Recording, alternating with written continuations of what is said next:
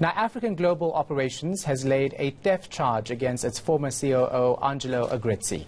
The company, previously known as Bosasa, alleges 35 million rand went missing under Agrizzi's watch. Agrizzi implicated himself, now deceased CEO Gavin Watson, and other officials in corruption while testifying before the State Capture Commission. Govan Whittles is following the story for us. He joins us now in studio. So, Govan, tell us what this charge is in connection with.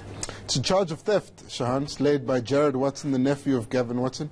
It includes charges of fraud and money laundering. And Angelo Agrizzi and his former colleague at Bosasa, Andries van Tonner, are accused of stealing 37 million rand over a 4-year period. I spoke to Jared Watson after he had laid these charges. He signed about 600 pages in official documents. That's the evidence that he says they have, evidence of a year-long investigation. But he detailed exactly how Agrizzi and van Tonner allegedly were able to move this money from Bosasa to their own companies. Let's have a look at what he said.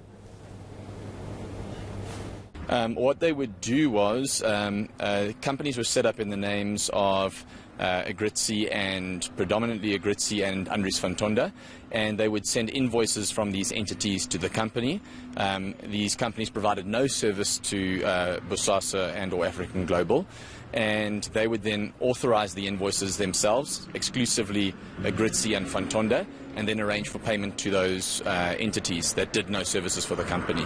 And using this mechanism, they were able to funnel funds out of the company into their personal hands. And of course, what is Angelo Agrizzi saying to the allegations? Well, he's been caught off guard. Wasn't expecting it at all. I gave him a call a little bit earlier, said I blindsided him, and he found out about the charges through the press, questioning how we were able to get an interview with Jared Watson in the first place. But let's have a listen to Angelo Agrizzi denying the allegations of theft against him. I've never stolen anything from anybody. So I can't understand why they would make an accusation like that. And why is it so long after I left the company, if there was any claim? I don't know. I think it's a bit strange, don't you? It's hard to keep up because Agrizzi is also facing money laundering and fraud charges. What are the implications of these new charges, considering the deal he already has made with police and the NPA? Well, that's the big question, isn't it? Whether or not this was part of the original deal. And the original deal related to his time in the employ of Bosasa.